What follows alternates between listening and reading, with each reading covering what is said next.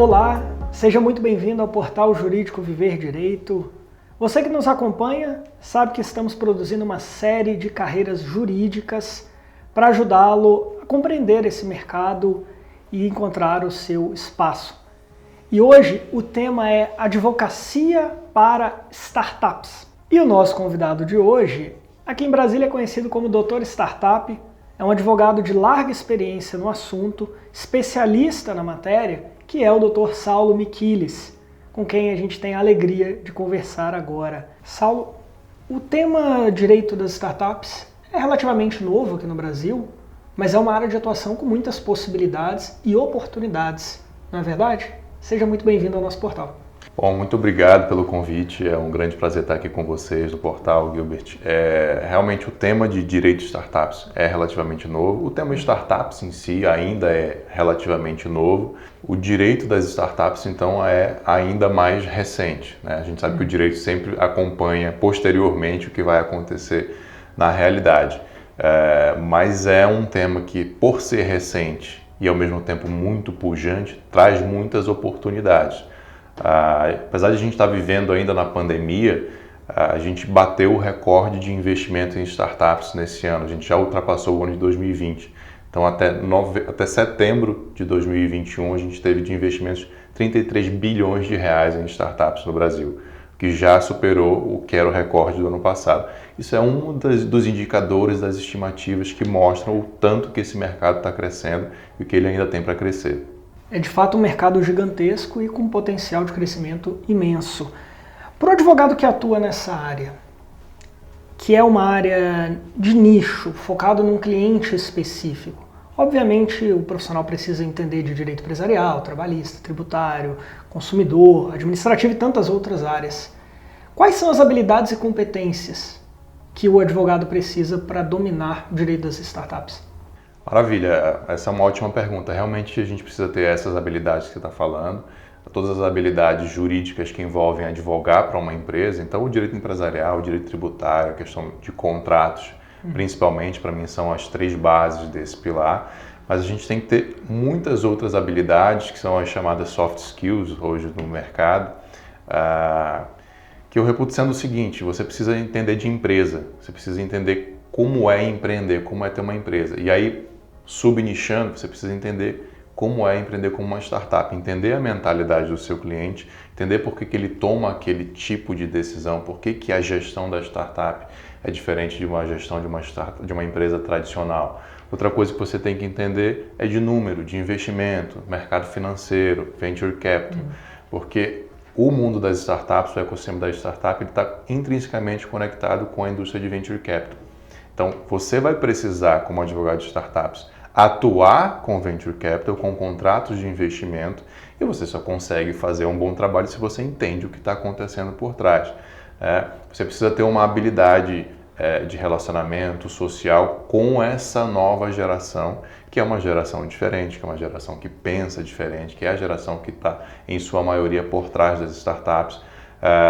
Então, essas são algumas das habilidades, fora as habilidades jurídicas, que são minimamente necessárias. Além disso, eu diria que falar razoavelmente bem o inglês é bem necessário, porque, como as pessoas podem perceber, a gente usa muitos termos que são derivados do inglês. Então, essa é uma habilidade necessária também.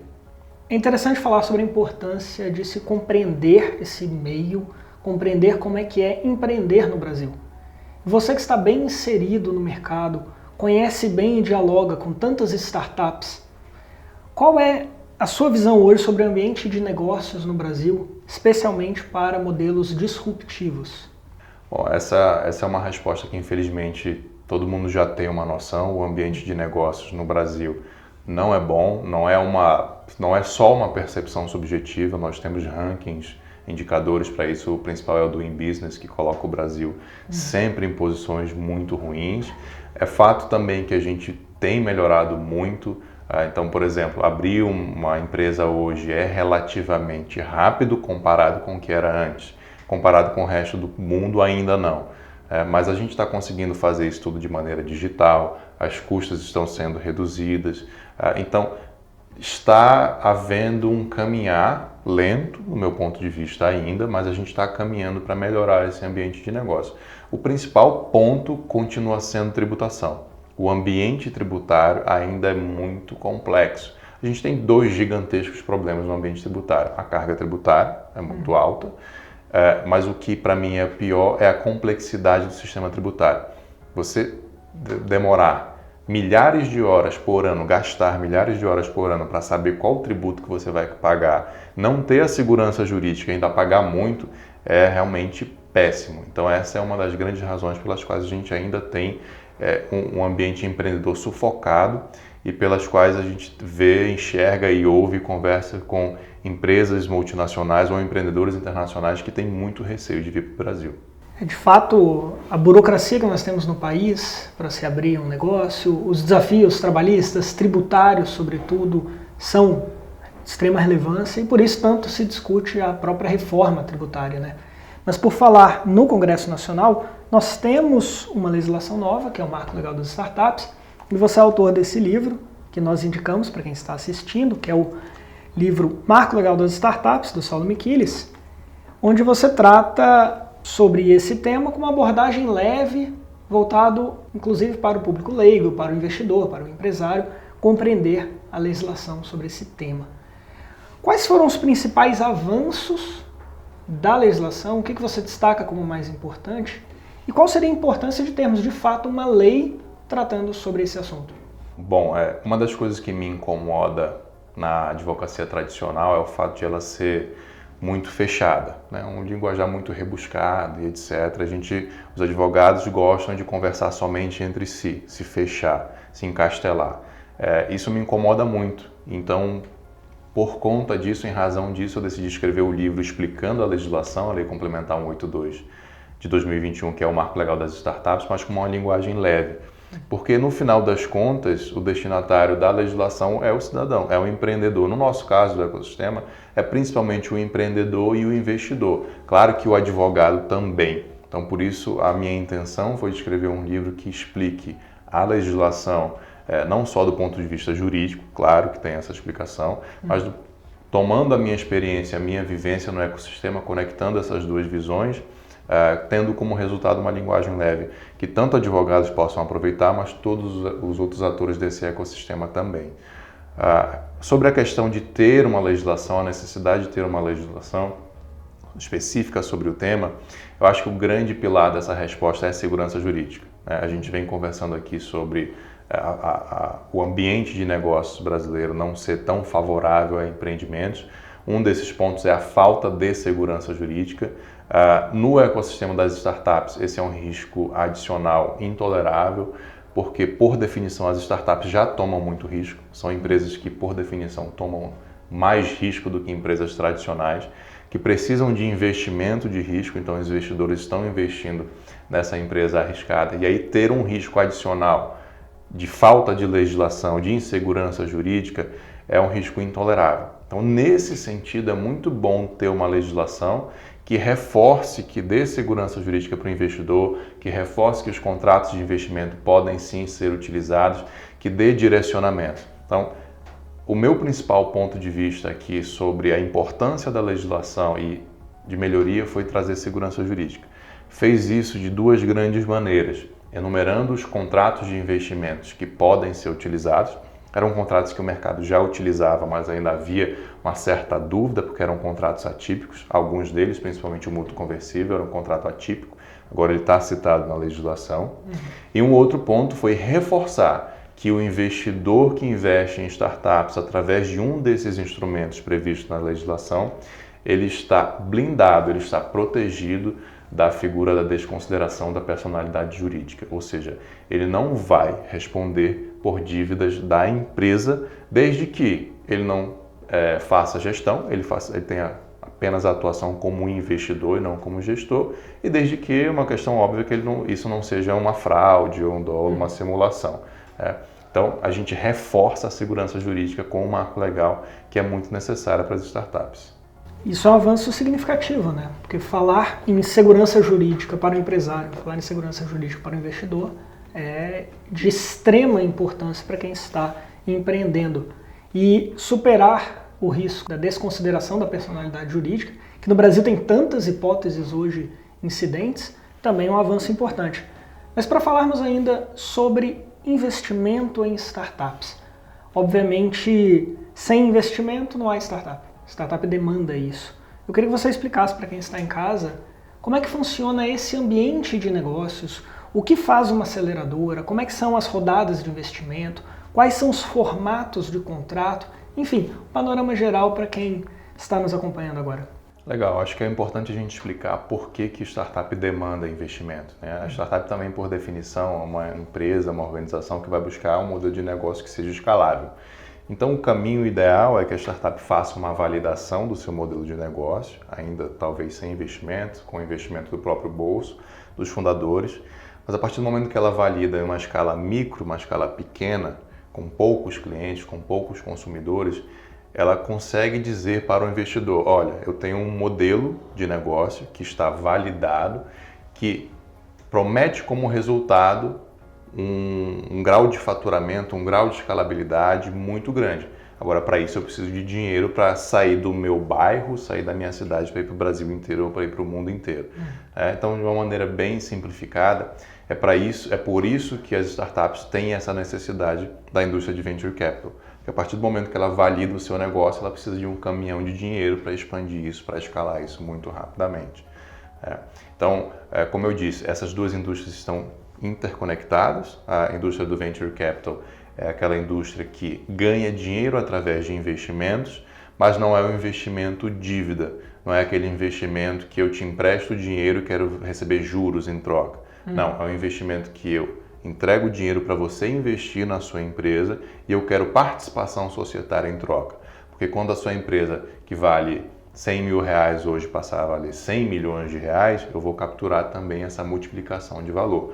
Então é uma indústria que ganha dinheiro incentivando o empreendedor, dando dinheiro para que ele possa investir e fazer crescer a startup dele. Aquele fundo, investidor profissional, investidor anjo, que investiu esse dinheiro se torna sócio e vai capturar esse aumento, essa multiplicação de valor que você, como empreendedor, fez através da sua startup. Um dos pontos essenciais nesse ecossistema todo são as aceleradoras que você mencionou, por exemplo. As aceleradoras costumam atuar justamente nessa fase de validação de negócio. Então pegam um empreendedor que talvez esteja só com uma ideia ou que já transformou aquela ideia em algo concreto, mas muito incipiente. A aceleradora entra com conhecimento, com know-how, com conexões, com possíveis outros clientes que já estão naquela base e fala, olha, para você validar esse modelo de negócio, você tem que fazer isso, isso, isso. Então, a gente brinca que é um MBA, no nosso caso, da Cotidiano, é um MBA em 12 semanas. Né? E aí, ao final, tem também uma assessoria, um auxílio, uma transferência de conhecimento e uma ajuda na preparação da captação de investimentos. Então, a nossa tese é que a gente auxilia a startup a fazer essa validação, feita a validação, ela vai precisar captar. Então, também a gente atua nisso. E aí vai conectar com a indústria de venture capital. Excelente, Saulo. É um resumo muito interessante para quem está nos acompanhando. E um outro ponto que eu gostaria que você comentasse aqui é sobre os serviços jurídicos prestados por um advogado especialista em startups. Quais são os principais instrumentos de trabalho, a exemplo desses contratos atípicos, como a conversão do mútuo em cotas, entre outros que vocês têm a oferecer para clientes em startups? Bom, primeiramente é uma atuação eminentemente consultiva, o que me agrada muito e eu acho que para a nossa audiência e para quem não gosta de processo, aquela lentidão, aquela burocracia de processo, é uma atuação eminentemente consultiva, que planeja, que faz contratos e que evita litígios, então isso me agrada muito, isso é muito bom. Uma advocacia que tem tudo que uma advocacia para empresas tradicionais vai ter, então os contratos tradicionais, um contrato de aluguel, um contrato de trabalho, um contrato de prestação de serviços, esse tipo de coisa, mas vai aprofundar muito mais nas questões societárias. Eu brinco que o direito societário das startups é o direito das multinacionais, das empresas listadas em bolsa, ou seja, de altíssimo nível, mas para empresas pequenas, porque eles buscam essas tecnologias jurídicas que costumavam ser utilizadas apenas em empresas gigantescas e trouxeram para o mundo das startups. Então, tem que ter um conhecimento societário muito aprofundado. E aí, contratos que são basicamente apenas do mundo das startups, as empresas tradicionais estão até emprestando isso, mas, por exemplo, o famoso contrato de vesting, né, que tem uma base no contrato de stock options, a própria questão do investimento ser através de um mútuo conversível em participação societária, então um contrato, né, com diversas complexidades. Essa questão de entender o mundo do venture capital ou um investimento em startups, ele não é feito com contratos, ele é feito em diversos contratos, diversas etapas. Então, um term sheet, um MOU, uma diligência, para depois chegar no contrato definitivo e depois acompanhar isso, diversas cláusulas que estão nesses contratos, que são cláusulas bastante complexas. Então, essa atuação profunda no societário, em contratos e nesses contratos que são mais específicos no mundo das startups. Saulo, o tema é riquíssimo e demandaria horas para a gente tentar avançar um pouquinho, porque de fato a complexidade é muito grande e há muito assunto a se explorar. Espero recebê-lo de novo outras vezes. Foi um prazer tê-lo aqui no Viver Direito. Bom, vai ser um prazer estar aqui com vocês quantas vezes eu for convidado. É realmente um grande prazer. O tema é muito complexo, a gente pode aprofundar outras vezes, né? Mas eu fico à disposição aí para vocês e também para a audiência de vocês, se quiserem entrar em contato comigo para tirar mais dúvidas. E para você que está nos acompanhando, fica a sugestão de não só conhecer esse trabalho, o livro do Dr. Saulo, mas também conhecer o canal dele no YouTube, onde ele trata de diversos temas sempre relacionados a startup. O link estará aqui na descrição do vídeo. Você que nos acompanhou até aqui, muito obrigado pela companhia, foi um prazer, até a próxima, um abraço.